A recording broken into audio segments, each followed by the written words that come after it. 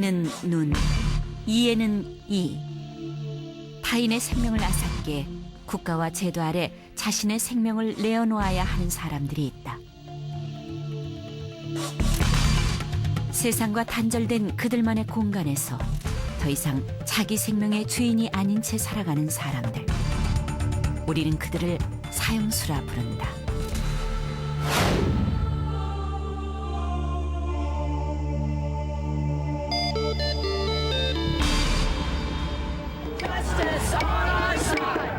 (2001년 10월 27일) 텍사스주 청사 앞에서 사형 정지를 위한 대규모 행진이 있었다.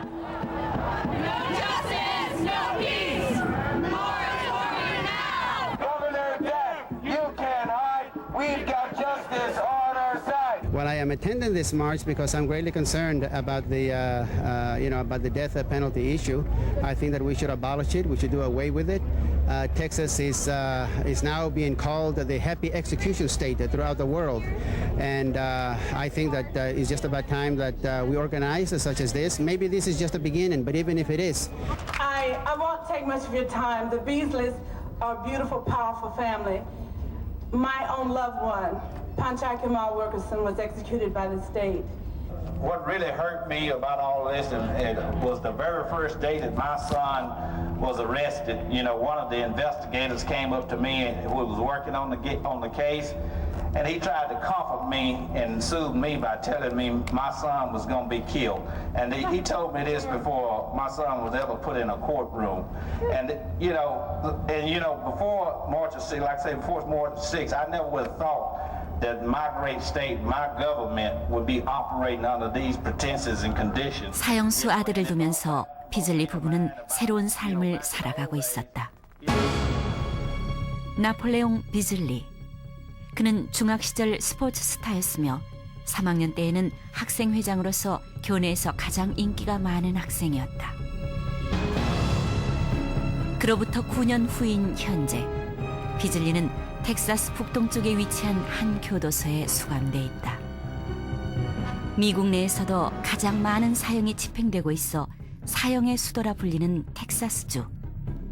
이곳 플론스키 교도소엔 항상 사형 집행을 기다리는 이들이 있다. We have general population inmates as well as death row inmates. We have approximately 450 some odd death row inmates. They are kept separately from general population inmates. Oh, okay. But there's about 3,500 inmates on the Polunsky unit at this time. 모든 출입이 철저하게 통제되고 차단된 가장 깊숙한 곳에서 사형수들은 그들만의 삶을 살고 있다.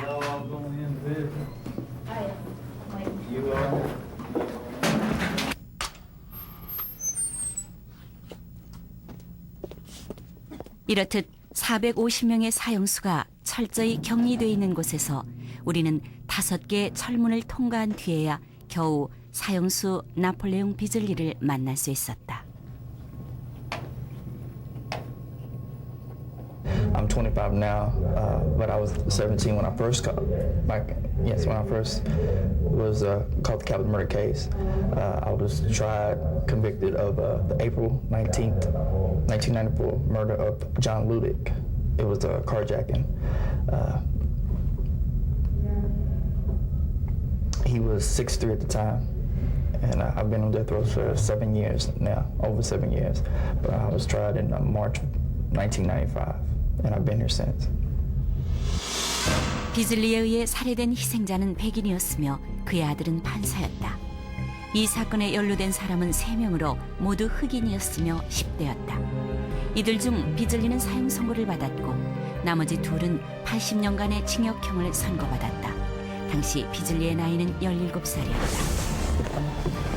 비즐리의 변호사 월트 롱이 이 사건을 맡은 것은 1998년으로 1995년 기소가 된 지 3년 후였다. 사무실 한켠에 쌓여있는 비즐리 사건 재판 기록들은 이 사건이 텍사스주에서 논란의 대상이 되고 있음을 잘 보여주고 있다. I know his family was shocked. His family was thinking, they really didn't understand the verdict, and they thought that he should have been, the jury should have given him some consideration because of his juvenile status, and the jury surely should have given him some consideration on the basis of the fact that he had absolutely no prior criminal record, and the fact that he was an exemplary child. You know, he'd excelled at everything, at school, at athletics. He was you know, a participant in his church, and you know, was basically a good kid. So his parents were really quite shocked that he got the death penalty. They didn't think it would happen. Jury could give him a sentence like that. We just felt like because of Napoleon's age and his record and everything, that the jury wouldn't see it like that. But you know, we were shocked. Basically shocked when they gave it to him. But now that it has all happened, we realized that it wasn't a jury of his peers, and after investigating, we found that you know, some of the jurors probably were prejudiced, and then you know, in the end, I guess we should have realized when it would have been an all-white jury that was something that was going to happen. But you know, we believed in the system, and we just didn't think it was going to happen. 우리는 사형 집행을 앞두고 있는 또 한 사람의 사형수를 만났다.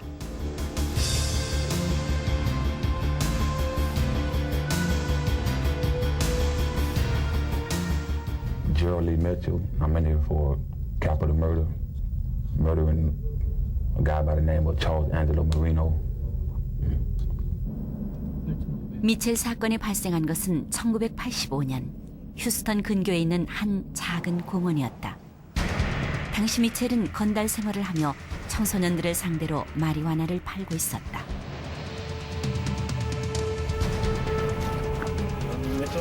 Hey, what you talking about, man? What you got? You got some bucks on you? Yeah, we got it, man.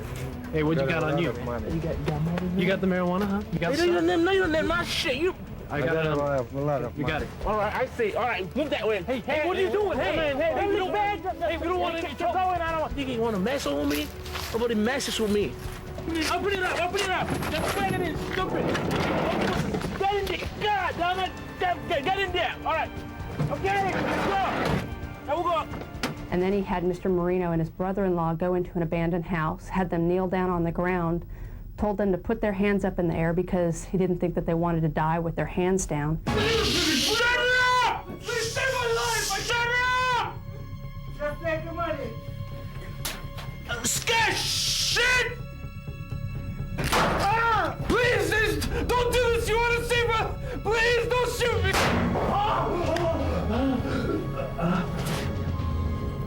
He thought he had killed the brother-in-law, so he left him alone, but he didn't think Mr. Marino was dead. So he said, "White boy, I don't think you're dead yet," and shot him a couple more times before he left that location, taking Mr. Marino's car. The 15-year-old boy survived, but Mr. Marino did not survive. I believe he was shot at least 3 times. I was just mad at the world, angry. I was living in the streets, living the street life, trying to build a reputation in the streets, just living wild.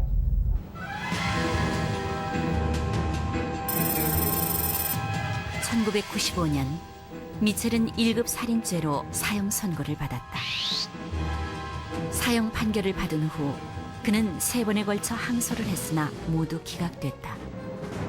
3번째 항소는 범행 당시 미첼의 나이가 17살로 사형 대상이 아니라는 사실을 제기한 것이었다. In Texas, you are not considered a juvenile once you turn 17 years old for purposes of the criminal law. My personal opinion on that is at 17 years old, you know right from wrong. You understand the consequences of your actions. It is beyond me to think that he did not understand that the people he was killing were never coming back.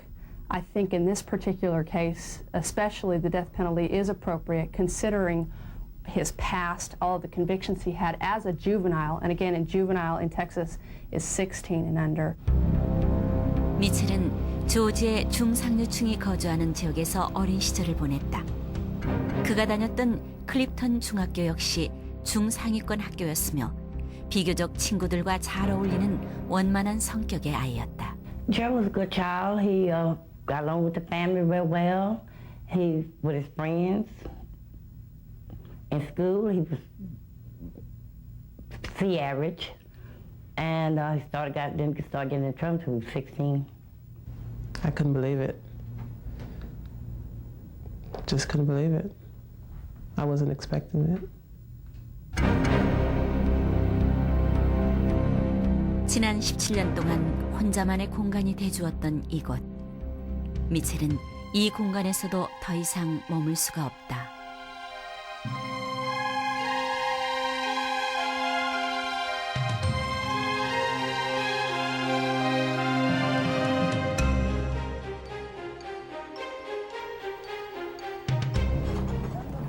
(1990년) 중반 이후 매년 평균 18건의 사형 집행이 이루어지고 있는 텍사스주. 2000년엔 40여 건의 사형 집행이 있었으며 올해도 이미 13건의 사형 집행이 있었다. 텍사스에서의 사형 제도는 일반 시민에게도 과제로 남아있다. I actually don't agree with the death penalty. Do you think there's some problems in the death penalty system? Significant problems. It's been understood that a lot of people, not a lot, but quite a few people on death row now are innocent. And it's been proven by the new policy that they put in force about DNA, and they've proven that some people are innocent and had to overturn. So that's basically my reason about we need a more extensive research or investigation before we put people on the death row. I think it's a good system. I think it's the only one that we've got that really acts as a deterrent or potentially a deterrent. Do you think there's some problems in the death penalty system? I think that there is, not from the sense that there is a death penalty system, but because of the length of time that criminals are allowed to stay on death row after a sentence with what I consider to be the unnecessary number of appeals. I think that's the only real problem with the system. 인종차별, 변호사와 배심원의 선정 문제 등 재판에 결정적인 영향을 미칠 수 있는 법 제도가 사형을 증가시킨다는 논란이 끊임없이 제기되고 있다. Well, there are a number of things that are interesting about the United States death penalty system. First of all, that it is so much at the state level rather than at the national level, and that there's so much local control over whether the death penalty should be imposed. Our country is also now, I think, the last remaining country that claims the right to execute juveniles, that is, people who were under the age of 18 at the time of the crime. And the United States has executed, I think, more juveniles over the past decade than the rest of the world combined. The United States also allows for the execution of persons with mental retardation, although that's an issue that our courts, the United States Supreme Court, it's an issue that the Supreme Court's going to revisit this year, and it may say that that violates the federal Constitution. 인권이 중시되면서 점차 그 힘을 얻고 있는 사형제 폐지론. 런던에 본부를 둔 국제사면위원회는 전 세계적으로 사형제 폐지를 위해 꾸준히 활동해오고 있는 대표적인 국제기구다. 엠네스티 자료에 의하면 지난 2000년 27개국에서 적어도 1,450여 명의 재소자가 사형당했으며 65개국에서 3,000명이 넘는 사람들이 사형 선고를 받았다. 올해 국제사면위원회에서 추진하고 있는 이슈는 바로 약자를 위한 권리 찾기이다. One of the issues that's being most talked about is the death penalty being passed on people with mental disability, mental illness, mental retardation, also on juvenile offenders, which is a sort of shorthand term for people who were under 18 years old at the time of the crime. So anybody younger than 17 and younger, when they committed the crime, are regarded as they should not be given the death penalty. Very few countries actually sentence what we call children of this age to death. There've only been, I think, 6 or 7 in the last 10 years, and the United States is responsible for the vast majority of them. 최근 한국에 대한 국제사면위원회의 관심이 높아지고 있다. 한국은 그동안 고문과 비인격적 처우 등으로 엠네스티로부터 여러 차례 권고를 받았지만 최근에 시작된 여러 움직임들은 좋은 평가를 받고 있다. Recently, there has been 155 legislators, we have been informed, have signed to, are supporting a bill to abolish the death penalty. And we would call on the government to take more steps towards the abolition of the death penalty. Because as Amnesty International sees it, death penalty is the ultimate cruel, inhuman, and degrading treatment. 사형제도는 인간의 기본권에 대한 침해이고 사람의 생명과 안전에 대한 권리를 침해하며 이것은 마지막이며 물릴 수도 없고 종종 오판의 가능성이 있어 그 폐지가 불가피하다는 것이 국제사면위원회의 주장이다.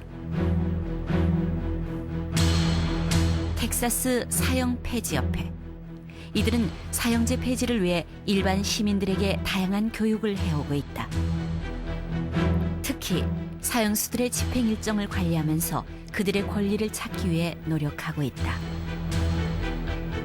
Well, primarily right now we are working on the case of Gerald Mitchell, who is the next person that's up for execution.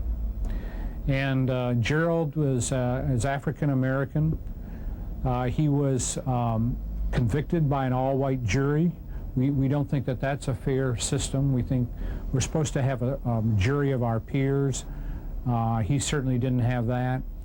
But the main thing with Gerald Mitchell is that he was under 17 at the he was 17 at the age of the crime, at the time of the crime, and international law restricts the execution of juvenile offenders, and Gerald Mitchell is a juvenile offender.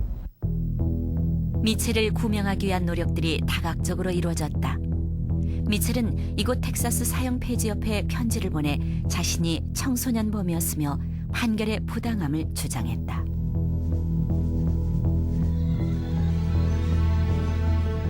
We recently had a press conference on it to try to get the word out to the public.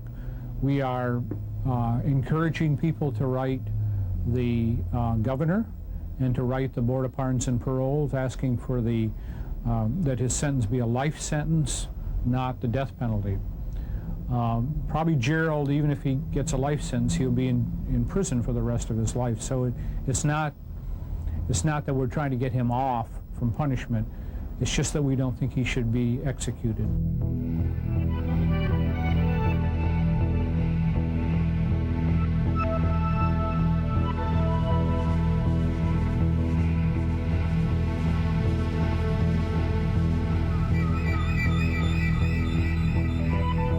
사형제도에 대한 논란의 한가운데 서 있는 희생자와 그 가족들. 사형제도에 대한 희생자 가족들의 태도는 다양하다. When that man killed my husband, I could have killed him myself. And that's not even a stretch there. I could have killed him with my bare hands.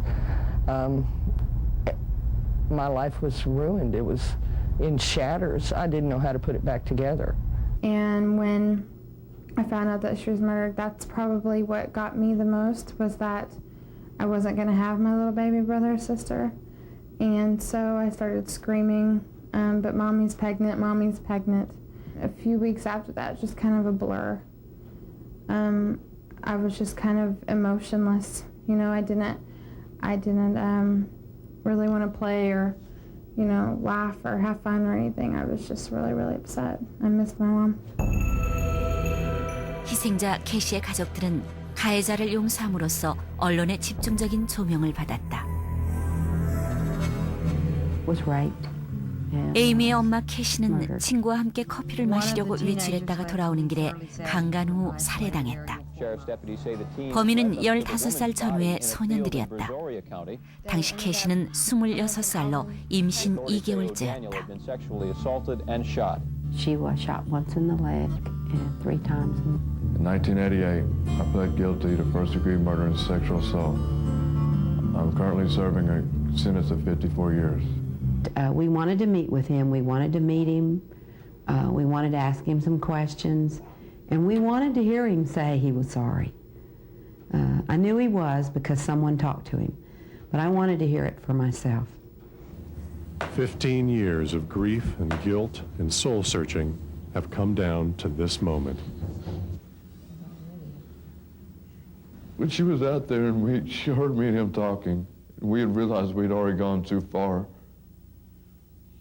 She said, you can take the car, you can take the money, you take anything you want, and I won't say nothing. And then as Marvin pointed the gun towards the way, she said, I forgive you and God will too. And then she put her head down.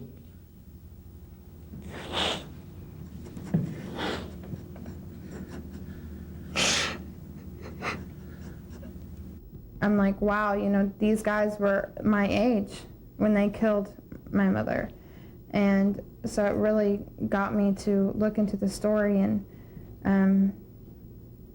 so I never really had, because of the home life I was raised in, because of the morals instilled into me, I just never had all the anger that a lot of families go through. I'm glad that I was raised in that type of environment, because I just, you know, a child should never be instilled with anger and revenge and hatred towards another person. Hatred and anger is passed down through the generations. That is not how I wanted my children's lives to be.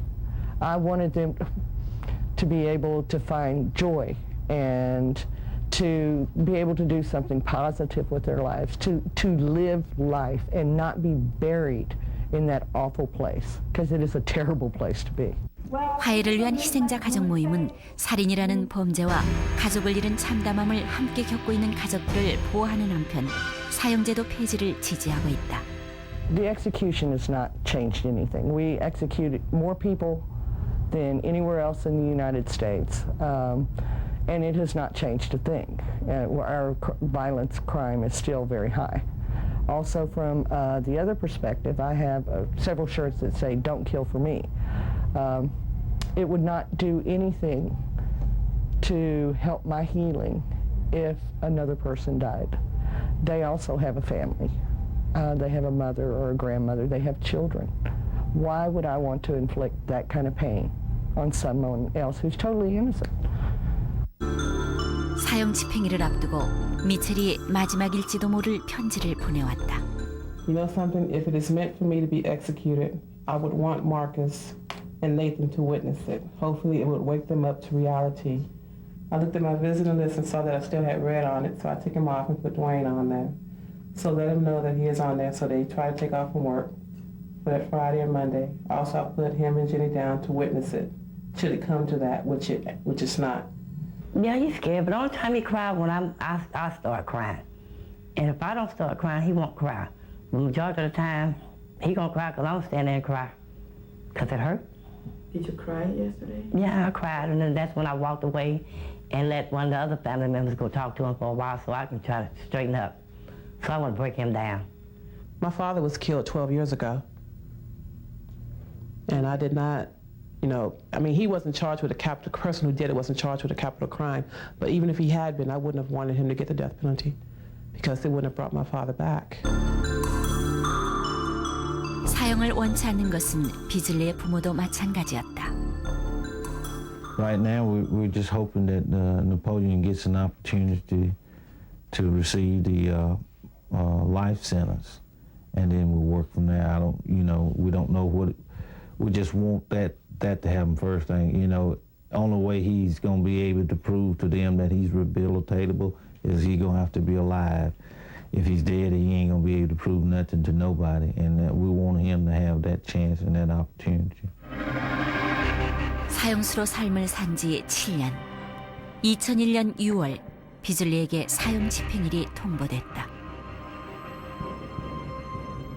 This is the execution order that was set by the trial judge in Napoleon's case on the 30th of March this year. Napoleon was taken from the prison in Livingston up to Smith County, to Tyler, where the trial judge pronounced this order directing that he be executed sometime after the hour of 6 p.m. on the 15th day of August of 2001 by lethal injection. 2001년 8월 미첼에게도 사형 집행일이 통보됐다. 집행일 시는 10월 22일 오후 6시였다. When I was in my cell, then the officer came and told me that I have a phone call. Okay. So I kind of knew it was bad news. Okay, phone call from the attorney? Mm-hmm, from my attorney. Uh-huh. And when I got to they escorted me to the segregation office. Mm-hmm. And I talked to my attorney, and he told me that they had just set me an execution date. Okay. So how did you feel when you heard that? Numb, disbelief, afraid. 집행 전 5일을 앞두고 있는 사형수 비즐리. 그를 구하기 위한 다양한 노력들이 이루어졌다. We did the best that we could to make those authorities who would be responsible for granting a stay or reprieve aware of all the serious issues that there are in Napoleon's case. You know, the fact that it violates international law, that he was given the death sentence, all of the racial issues in the case, the unfairness with regard to those issues, and the issues regarding the co-defendant's false testimony, and the problem that he had. He has a right to an impartial jury under our Constitution, and he didn't get it. 비즐리의 변호사가 공범의 거짓 증언과 배심원 선정에 문제가 있었음을 밝히면서 비즐리를 구하기 위해 여러 인권단체와 세계 유명인들의 탄원이 이어졌다.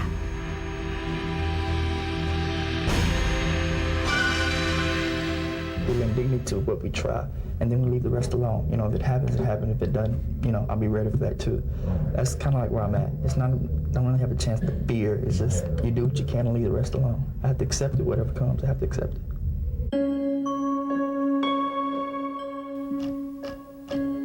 작가를 꿈꾸었던 비즐리.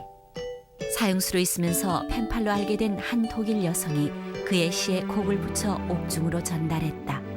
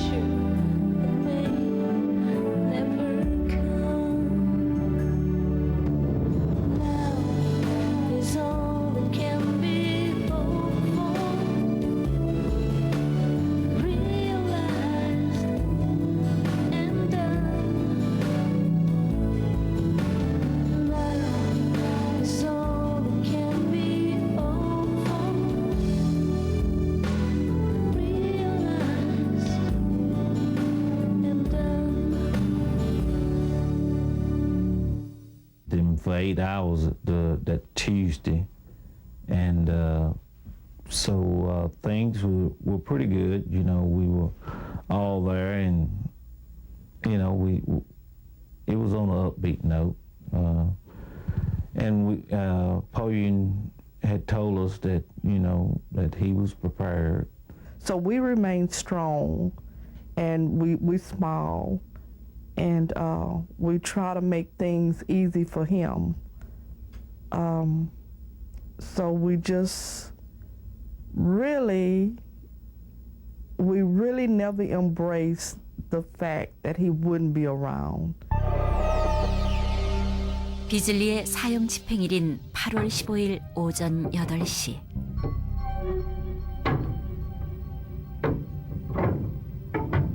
가족들에게 마지막 4시간의 면회가 허용됐다. Probably around about 11 o'clock or somewhere like that. Myself and my son, my youngest son, and another friend of his was visiting with him, and he broke down for a little while there. But before I left, he had pulled himself back together. But yes, ma'am, he broke down and he shedded tears. And what did he say at that time? Well, he was just talking to my youngest son and trying to encourage him to go on with his life, and try, you know. 사형 집행장 안에서는 사형 집행을 위한 준비가 진행되고 있었다. 같은 시각 비즐리는 사형 직전 마지막 임종을 준비하는 환대의 집에 머무르고 있었다. 그리고 사형 집행 4시간 전 비즐리의 집행 연기 결정이 내려졌다. So it's not like I was going to say, hey, yay, to all those guys, right? You know, they were acting happy. I'm looking at them like, y'all were just going to kill me. Y'all happy I got to stay? You know, that just didn't make sense to me. But when they told me, the chaplain told me, and I was sitting there writing a last statement, and he looked at me and told me, you just got an indefinite stay by the CCA, right? And I just looked at him like... Well, I think all of us kind of shut down. You know, we quit eating, and nobody really realized how much pressure we were under until the day of the 15th when, you know, he was issued to stay, and then all of a sudden everybody's appetite came back, and the house was in a mess, and all of a sudden I had all this energy and. 스테이 결정으로 비즐리의 삶은 연장되었다. 하지만 스테이 이후 끝까지 살아남은 사형수는 단 한 명도 없었다.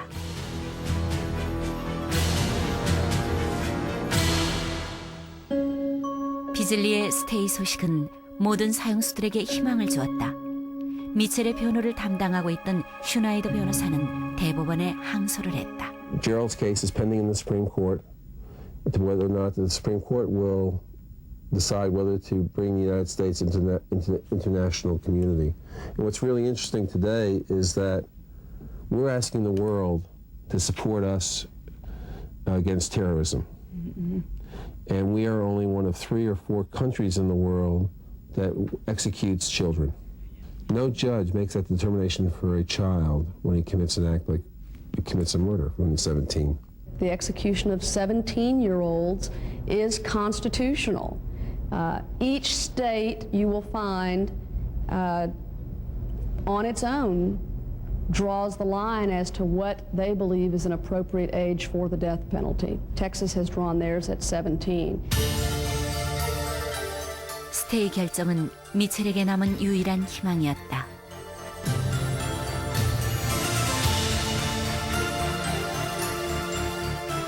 That my brother gets to stay and his sentence gets overturned.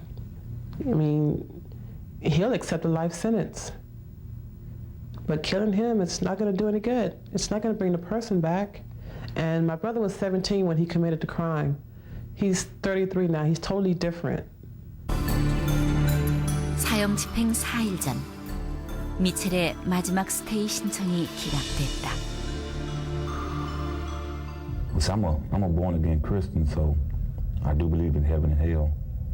So I believe I'll be in heaven. 그날 오후 2시 취재진에게 마지막으로 미첼의 면회가 허용되었다. 그의 모습을 촬영하는 것도 마지막이었다. My name is Andrew Huang. I'm with the KBN. Trying to mentally prepare myself for it. I even go so far as to go through the motions, going to the walls unit, being strapped down on the table, watching a nigga be put in my arms. 미첼은 마지막으로 우리에게 가벼운 웃음과 함께 손을 들어 보인 뒤 자신만의 공간으로 돌아갔다. My biggest hope is they turn it over before tomorrow comes. That's what I'm hoping for. I tell him I love him. I'm going to always be there for him. And when he dies, I'll still love him and give his soul to God if it happens. 미첼에게 주어진 시간의 끝이 보이고 있다. 미첼이 맞는 마지막 아침이다.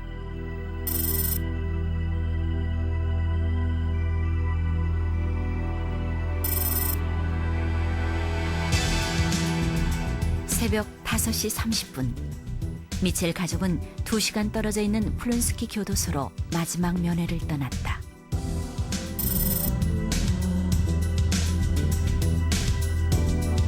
미첼의 어머니와 누나가 교도소에 도착한 시각은 7시 50분. 4시간 동안의 마지막 면회가 이들 앞에 놓여 있었다. 가장 짧은 만남이자 가장 긴 이별의 순간이었다.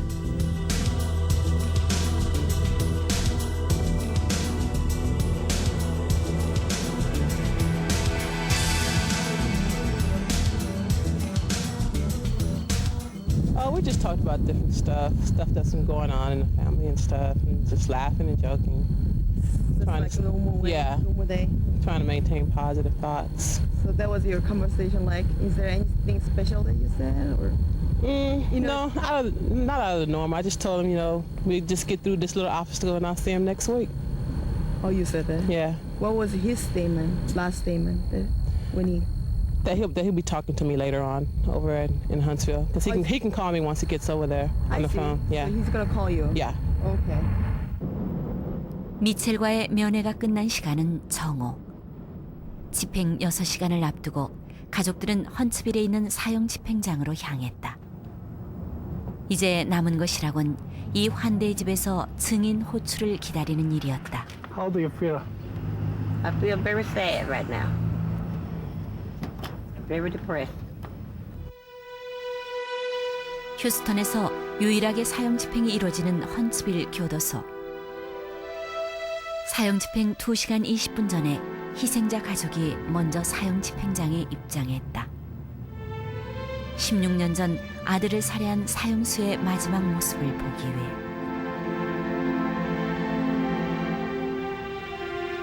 집행장 밖에서는 예견된 충돌을 피하기 위한 준비가 이루어졌다. 사형 옹호주의자와 사형 폐지론자들. 미첼의 죽음에 대해 그들은 완전히 반대편에 서 있었다. My principal reason for being here tonight is that in the process of executing Gerald Mitchell, we are violating international law. Gerald was 17 years old when he committed his crime. For all intents and purposes, he was a child in the eyes of the international community. In the eyes of Texas, he's just another number to be put on our little notch and put on the gun belt that we've carried it out another one. I think it comes 16 years too late. He got 16 years of extra time on Earth than the boy that he killed did. He's got 16 years of being able to talk to his family, 16 years of his birthday, 16 years of this and that. Even though he's been behind bars, he's got to live an extra 16 years than Charlie did. 미첼의 사형 집행은 현지 언론에게도 관심의 대상이었다. 집행을 20여 분 앞둔 시각, 기자단이 증인으로 들어갔다. 뒤이어 가해자 가족이 입장했다. 미첼의 누나와 사촌이었다. 마지막으로 미첼을 실은 호송차가 사형장으로 들어갔다. 사형 집행실은 헌츠빌 교도소의 가장 후미진 곳에 위치해 있다. The execution chamber is a small room. On one side is where we were witnesses are watching. On the other side is where the chemicals are prepared, and we don't really see that.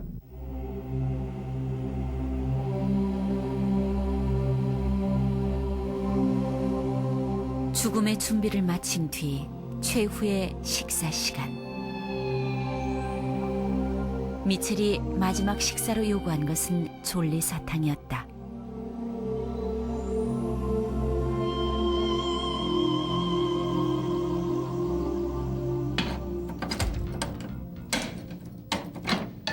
Dead man walking. 사형수의 마지막 걸음이 시작됐다.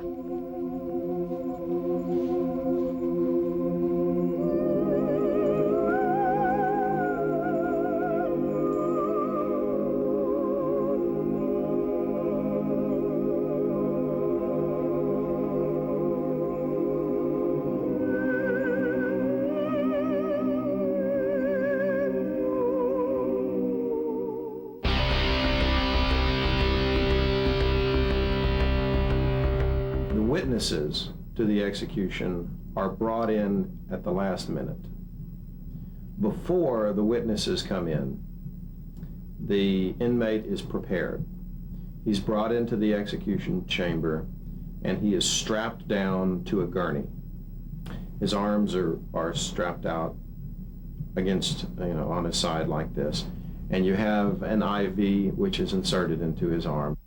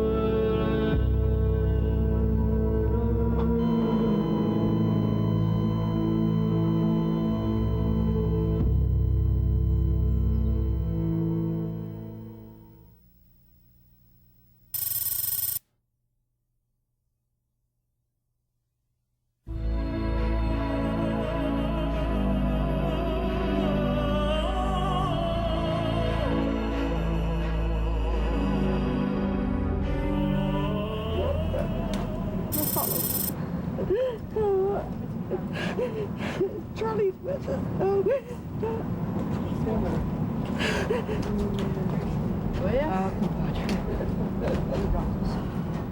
All I know is I watched somebody die tonight, but he died in such a comforting way compared to the way my son died. And that ain't right, because Charlie suffered. And Charlie died with a shotgun to his chest, with the hole blown in him. Mitch laid on that gurney and drew a last breath and died. And that's not peace. For him, yes. I'm at peace now, he's dead. But I know his mother, we both lost. She lost her son today. I lost mine 16 years ago to a murder. So nobody wins in this situation. 미첼은 가고 비즐리는 남았다. 미성년자에 대해 사형을 금지하는 국제법도 그를 구하지는 못했다.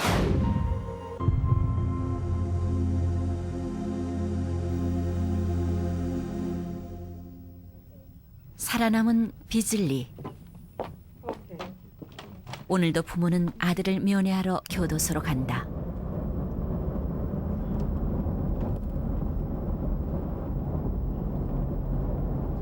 Right now, we're worrying about what the Texas Court of Criminal Appeals is going to say. You know, whether or not they're going to give us some reason to commute the sentences to life. 항소가 받아들여지지 않으면 부모는 또다시 사형 집행을 기다려야만 한다. 그러나 아직은 아들을 볼 수가 있다. I was happy to see him in good spirits and everything, and but you know it's just real sad to leave him. It really is real sad to leave him, and it's when you think about the battle that he's fighting, it's really tough, and we're just sad about that. Really, we are. It's like being in a boxing ring with somebody that you don't think you can beat. So you're in there and you're just trying to dodge his punches. You just don't hit me right. And you're throwing punches and you really don't think you can knock him out. That's how kind of like I was inside this prison situation, right? The situation here is that I'm in the ring with the state of Texas and I don't think I can actually win. They're throwing the best punches they have at me, which was obvious when they took me to the walls and tried to kill me. I hate the fact that you're locked up. And I'm praying for the day that it'll all be over and you can come home. That's my prayer. If it doesn't happen that way, I think I'll be equally as happy and relieved. Because to me, prison is no life.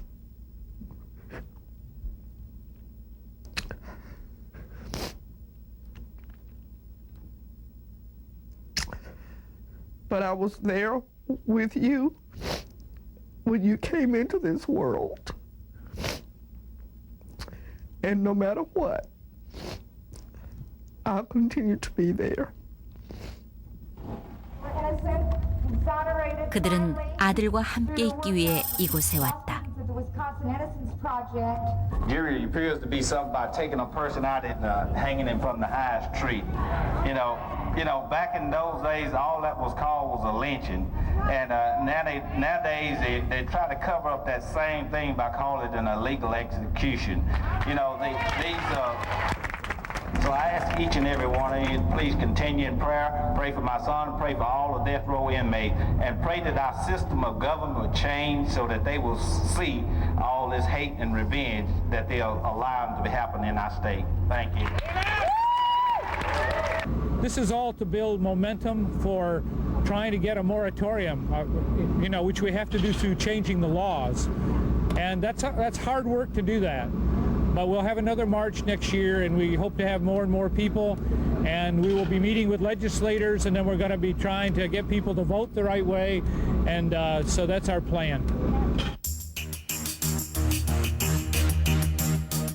인류가 안아내린 과제인 사형제도.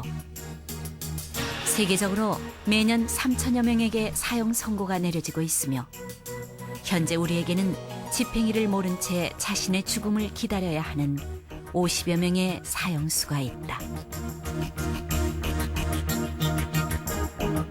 I'm one of the type of guy that I live like there is no tomorrow, because death, I feel like it happened anytime. I feel like I could die tonight, or you could die, or anybody could die. It's inevitable for all of us, right? So I've always tried to say whatever I had to say to whenever I had to, whenever I get a chance to, right? I leave nothing unsaid when I'm with them. Believe that. That's one thing that I've been blessed with.